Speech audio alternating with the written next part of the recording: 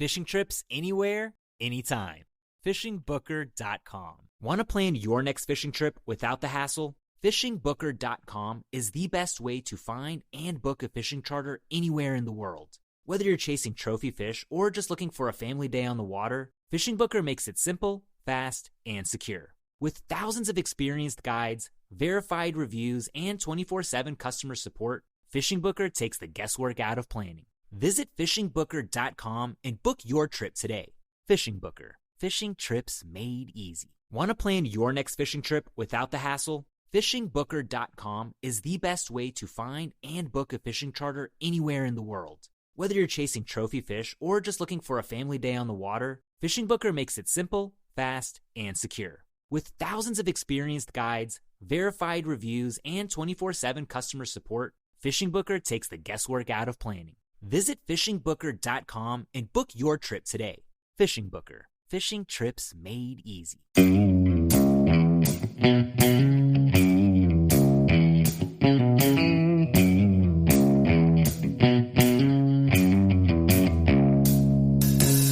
All right, welcome back to the Survival and Basic Badass Podcast, Kevin and Chuck.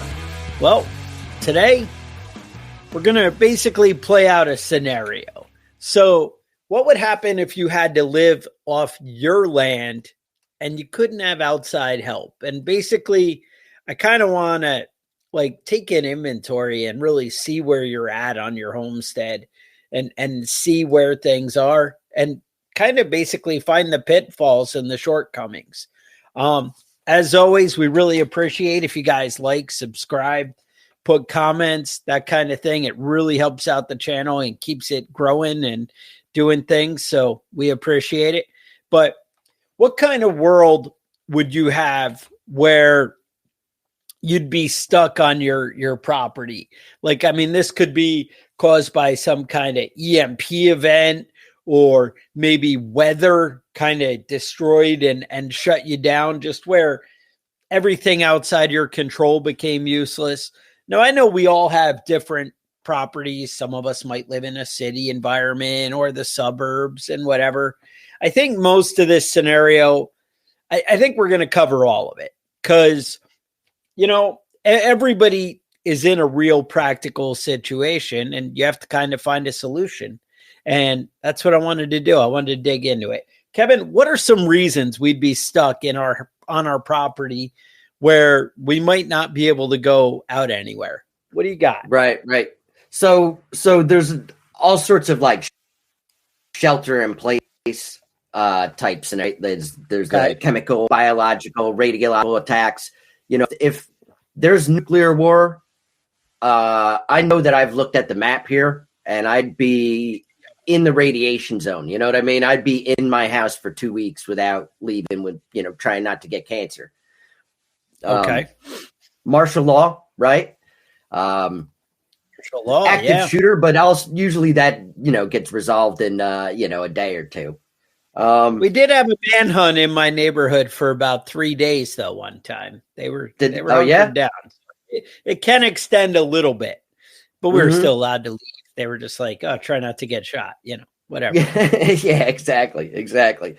Martial law, house arrest is one that you see that a lot in movies and stuff, but you don't. I don't know who actually gets in under house arrest. The one that comes to mind is Martha.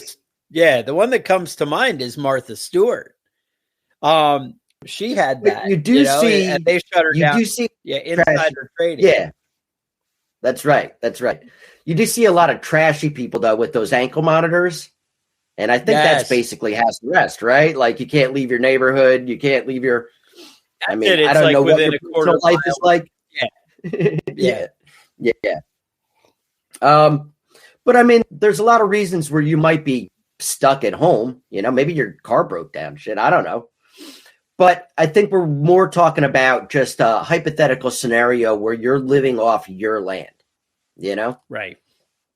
And we can frame it. All right. If, you have the tiny piece of property and you're in a neighborhood and you and your two neighbors are best buddies. All right. I'll let you trade and barter with your neighbors, if that helps the scenario for you. we can look at that.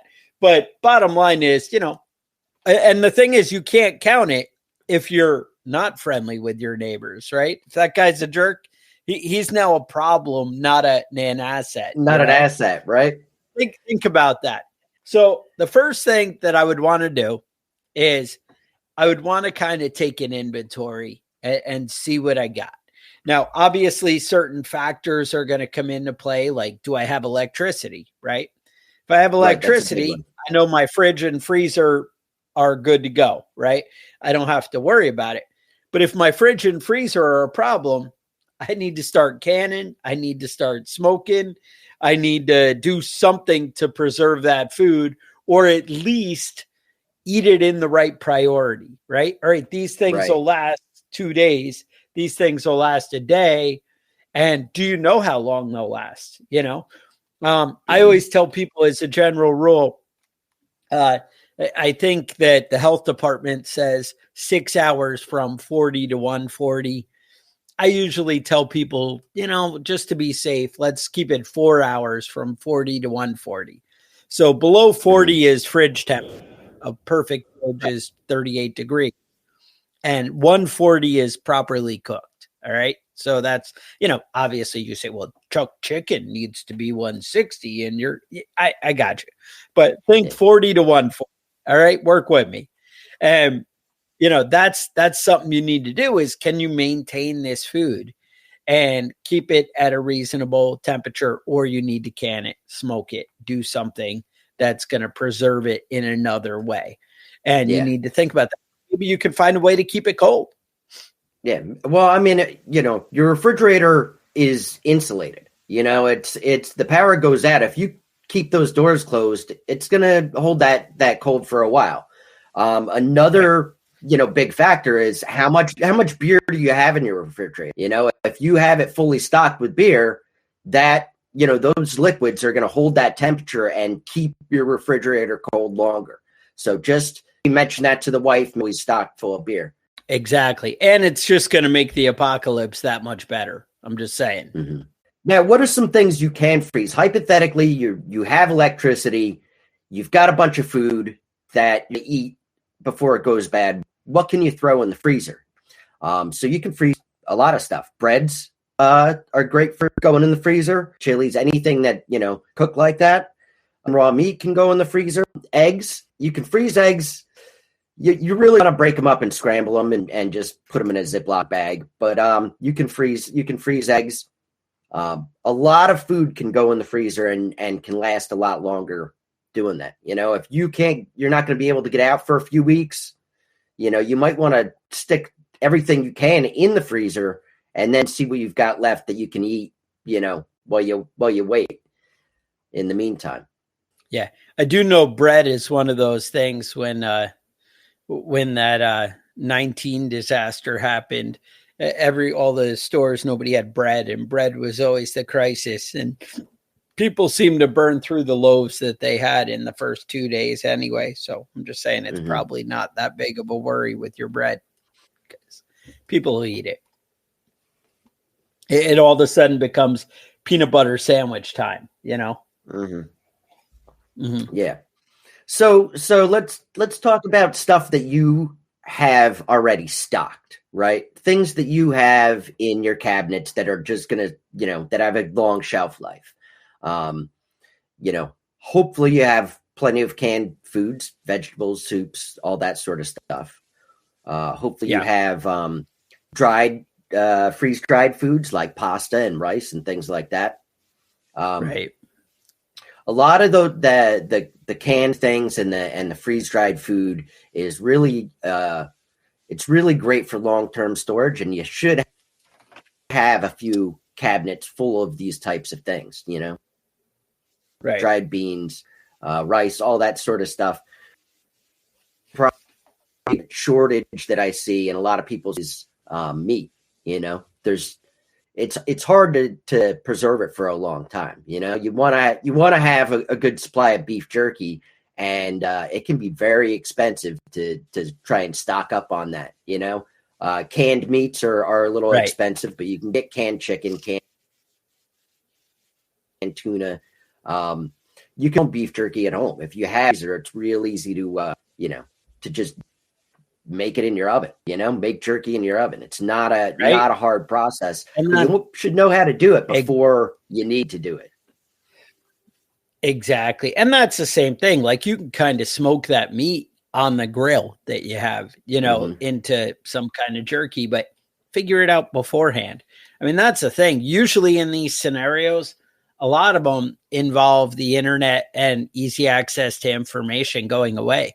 That's one of the things people don't realize. Like when 9/11 happened, they shut down, phone and a lot of that stuff where you lost a lot of access to that kind of information for that short time in that scenario. But, it happens now because they were afraid, a terrorist communicating and that kind of thing. Well, that's something to think about, that it might go away. So do you have that information backed up or preserved? Everybody just is like, oh, well, I can YouTube it. I can YouTube anything. But maybe you need to start, inventory and this stuff. One of the big things, you guys remember I talked about having that like prepper binder, where if scenarios happen, you have a list of things. One of the big ones I had in there was in case of a nuclear disaster. Cause I'm like, oh, if there's like fallout and stuff, there's a good chance that a lot of the normal internet and things that I can be looking at might not be available to me. And I need some of those notes of what to do, and a clear list of what to, do and how to prepare. So that's something to keep in mind. Another thing that kind of more and more as I'm a prepper and time goes on, I feel like, we always used to push, we'll make sure you have like 2 weeks worth of food. Right. And we talk about, storage. In my mind now, I'm kind of more like your regular pantry and working food should cover that 2 weeks. And I know that's not typical, but that's the world you should set up, that you have enough canned stuff. You have enough, extra stuff. Obviously the fresh food might not, be feasible to have it last 2 weeks, but do you have enough other things in your general pantry that you could carry that 2 weeks? I feel like that should be there. And then long-term food storage should be more long-term, right? For stuff that is beyond 2 weeks. That's my own personal preference, but I think that's going to be relevant when things, get ugly and real. Is there any way we can get food outside of our normal food storage and refrigerator, Kevin? Obviously, right. I just touched on long-term food storage, maybe my Patriot Supply, I'm just saying, but maybe that's something you guys want to keep on hand. But what else could we be doing to get food from our property? Yeah. Now this is a great time of year here. At least, at least in my area, there's all sorts of places that you can go around your area that you live and just, what do they call it? Hunter gatherer, just out there gathering. Raspberries are, ready to go. Most of the bigger fruit trees aren't fully blooming yet, but there's a lot of apples and pears and peaches. If you had to grow that sort of stuff. Ideally, if this situation happened, it would be great if it like right in the fall when all the food is coming in. But aside of that, there are foods that you can plant that will grow fast. You know what I mean? Vegetables like lettuces and cucumbers and things like that. You can turn around and harvest that in a few weeks. From planting to harvesting, and that's a big deal. Keeping that sort of stuff in mind. You don't want to start, I was eggplant seeds, that corn that I was planning on growing, because you're not going to be eating that for a few months. That's right. Long term, Well, but there are short-term vegetables that you can get in the ground. Absolutely. And one of the things people are like, oh, well, I don't have any garden seeds and I'm not a gardener and I don't have anything. But there are some things that if this ended up being a long-term event, like potatoes and things, that you could actually start from that bag of potatoes that's in your fridge. Right. or sitting in your pantry. You have those ones sitting in the dark, cool place in your pantry that maybe they've been there a while, and some of those are starting to make eyes and little sprouts coming out of them. You cut those up, and each eye becomes a new potato plant, and that could be huge in the future. If you don't have potatoes, that's one of your big sustainers if you're doing the survival garden, is all I'm saying. It kept Ireland going for a whole, generation there. At least that's the rumor. Or maybe they didn't have potatoes. I don't know. I don't know how history Well, they works. did until right. That's the one. I mean, I always have that issue with my compost bin. I'm always growing potatoes in there accidentally. Right now we're growing squash. Yeah. Squash in your compost. Now there are other things that as far as hunter-gatherer type stuff going. I mean, there's a lot of stuff that you might not even know that you can eat on your property, and it's really important to, you should have one of those books of local edible plants. Yep. Yeah. Because there's a lot of stuff growing that you think is weak. Right. Dandelions, acorns, all sorts of stuff. But again, there's something you want to look into and find out. Also, you want to find a source of water, a good source of water. Now, some people in Southern California, you're probably not going to have a good source of water on your land, and you really want to have something stored. Wherever you get from, you can clean it, and I know we've done those about that. But stream water, pool water, rainwater that you have buckets laying out in the yard, I don't know what you do. But, you can use water, and you can, if you can access water, you can clean water for drinking. Yeah. Now, remember, most pools are now saltwater. That's the new future. Yeah, that's no good. If you got a pool that's saltwater, you might be out of luck there. Some other stuff that you can deal with on your own property as far as hunting, gathering, fishing is another great one. Firewood, harvesting that stuff. Now you want to make sure your firewood is good. You don't want to start cutting down fresh trees and, plan on using it, and you're going to have a hard time keeping that fire going if that's your situation. But, right. A lot of people will cut wood and season it. Right. That's one of the things, though, is you need to think about shelter kind of. And by that, I mean, how are you going to stay warm? How are you going to, maybe a lot of us, like Kevin said, don't have a fireplace, don't have a wood stove. All right. So what about a kerosene heater and some backup kerosene? That'll buy you some time. I know in New York, it was very popular for people to have oil furnaces, and that was kind of the norm for things. Well, if you had a kerosene heater, you could use that oil, that number 2 heating oil that you use for your furnace. Now, big disclaimer here, it gives off black soot, and you're going to have ugly black ceilings if you're using that oil instead of clean kerosene. Right. But just the same, it would keep you warm. And that's something to keep in mind. You might need to think of a backup plan for your heat. And even if that's some kind of 55-gallon drum, heater, even if the family kind of moved into the garage, or, I even kind of had plans where I'm like, well, maybe I throw a wood stove in the garage that I can bring into the living room, and maybe enough pipe that I could vent it out the window. And by out the window, I mean, like, I could make a plywood with a hole cut out for the chimney and run a pipe out, but come up with a scenario that you're going to be able to provide heat for your house. And you need to think of something, because that is something that, becomes an issue. Now, so we have food, we have water. Kevin, what are some other water things we could do to kind of, where are we getting water on our property? Yeah. Well, a lot of people have access to small streams in their area. A lot of people have access to springs and stuff. That's great. Okay. That's, a spring is ideal if you can find one around you locally. And, this would be a good time to figure out where it is. If there's one on such and such a road that somebody told you about, maybe drive over there and take a look, see if you can find it. Yeah.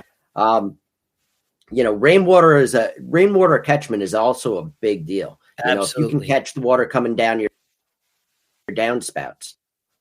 And have proper that they can actually hand drive a well. You can dig down and reach the water table, That's not the case for a lot of people. A lot of people, you're going 900 feet down to get access to water. But some people have, their water line is fairly close to, or their water table is fairly close to their ground level, Right.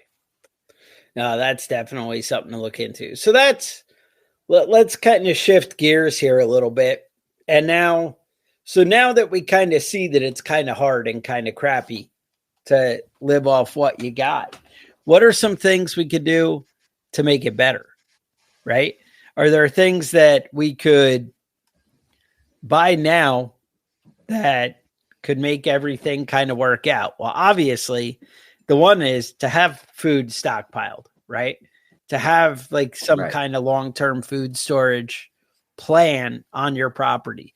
And especially, like you said, if there was a nuclear disaster or something like that, where you really couldn't go outside, where you couldn't, grow things, or, we had talked about the magnetic pole shift and how basically the sun and UV could become more intense and it could burn crops and plants a little bit and change the growing.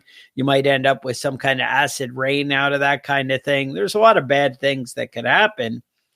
And because of that, having food that you don't need to depend on the environment for a little while, having a backup is always a great play. So I'm just saying, that's something to keep in mind.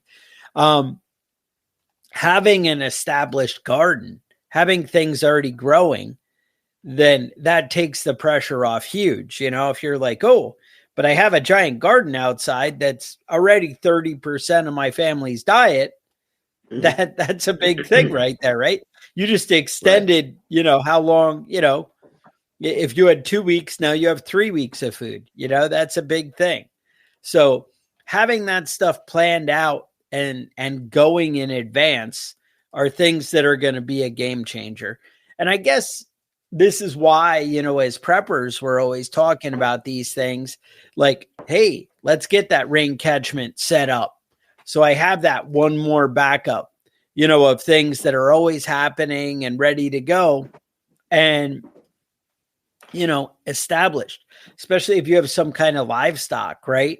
Being able to water those animals and keep that feed going, that's a big thing. Obviously, having chickens, right? Getting eggs every day. All of a sudden you have sustainable food. Maybe you have some chickens that you can eat. You guys know I always push my rabbits, right? You have some sustainable meat that can keep going and prolong things like that. So food, rabbits, chickens, pigs, cool. Yeah. But, I understand it's not practical for everybody to have a farm, on their property. Right. And that's, I get that, right? We're not all, crazy prepper Chuck, right? We're not crazy homestead guy. We might be little, things going. So keep that in mind. What other tools? Are there cool gadgets, Kevin, out there that come to mind, or anything like that that you like? Things like what do you got? There's all sorts of water filters on the market, and Life Straw. There's too many to name. There's hundreds of them, and most of them are decent products. And you might want to have something like that on hand. Camp stoves are great.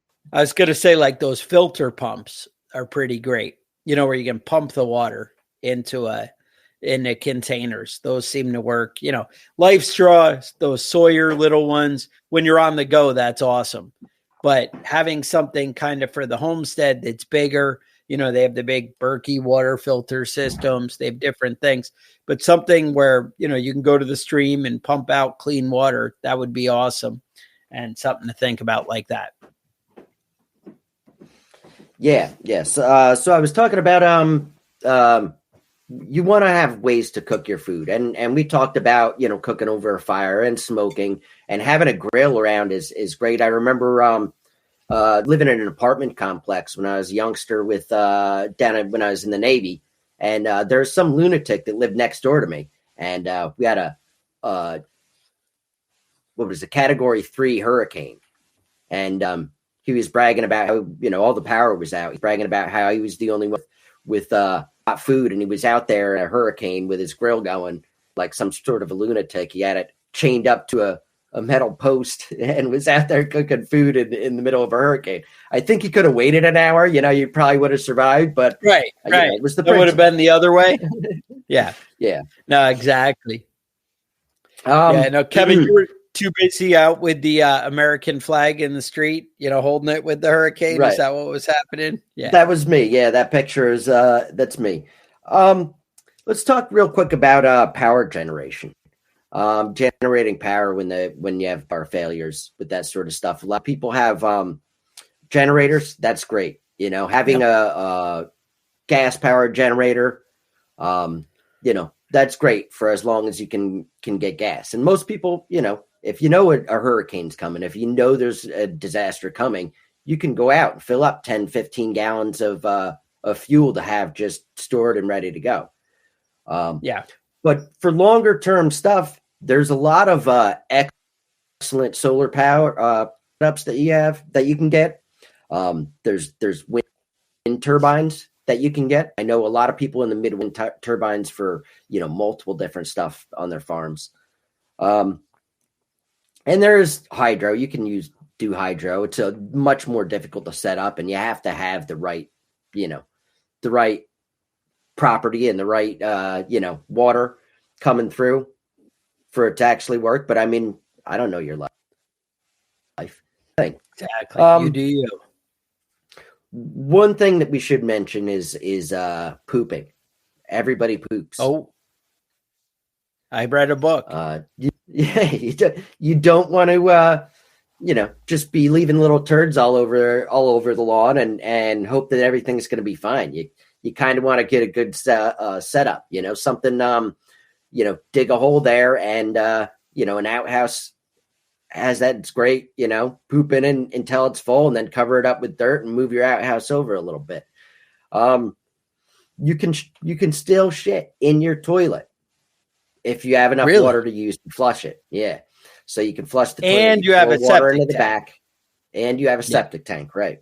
I know a lot of situations that there's a Hurricane Irene, I think it was a few years ago in this area, and all the sewage plants were flooded because they're in the lower areas, gravity fed. They're in the lower areas of the town, and so everybody that was flushing their toilet was just going straight out into the streams. No, absolutely, yeah. Absolutely, that water can end up in the, into the streams, the poos, and everything. And then you don't want to be the guy upriver, downriver, whatever, downriver, I guess, that's drinking the poos. So, it's awkward when it gets on your lip and everything, and people can see, and they're like, "Oh, you got a little," you don't want that. That's a no-go. So that's something to keep in mind.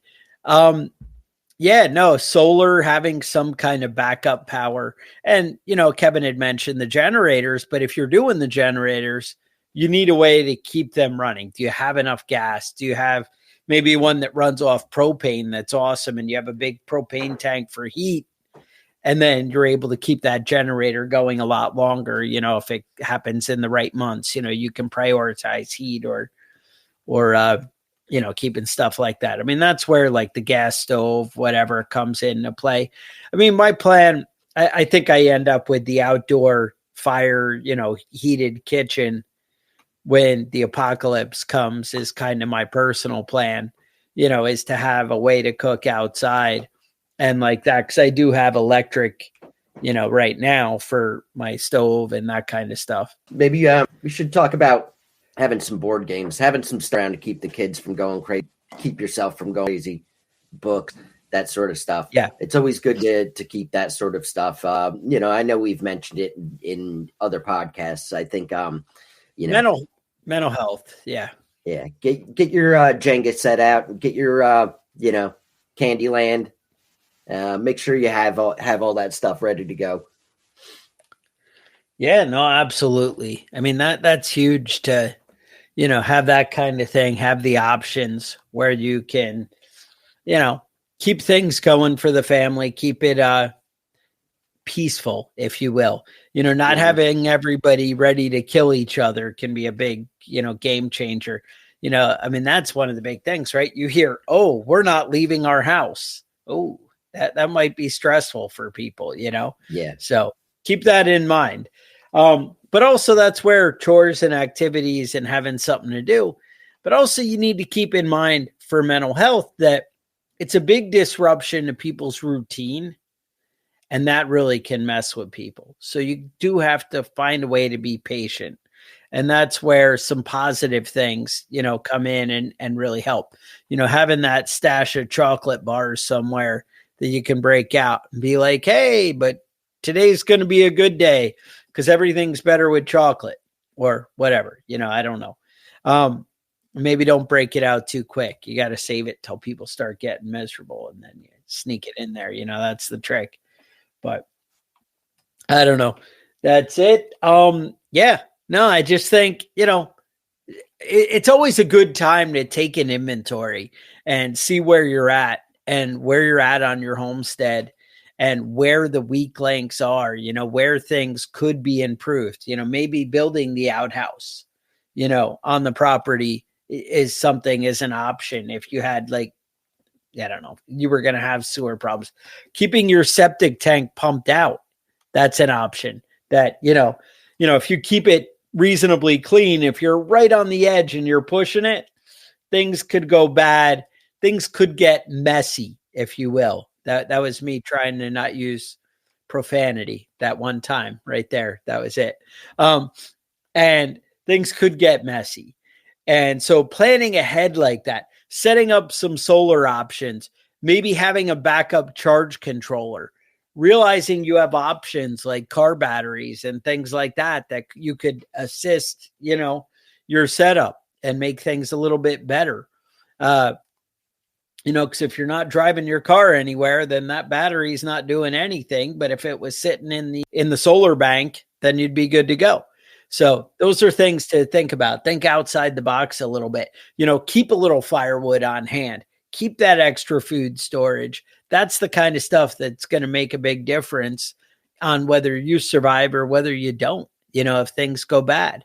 And we keep seeing things in the world that it can get a little hairy out there. So with that, I would say you have thoughts, concerns, email us at preppingbadass@gmail.com.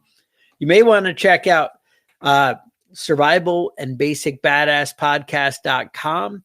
We have an email list you can sign up for. We also have cool gear that you could get that you might want to check out. You also have a link to all our sponsors. You want to support the page. That'd be a cool way to do it. But otherwise, I would say stay safe and we will talk to you guys next week.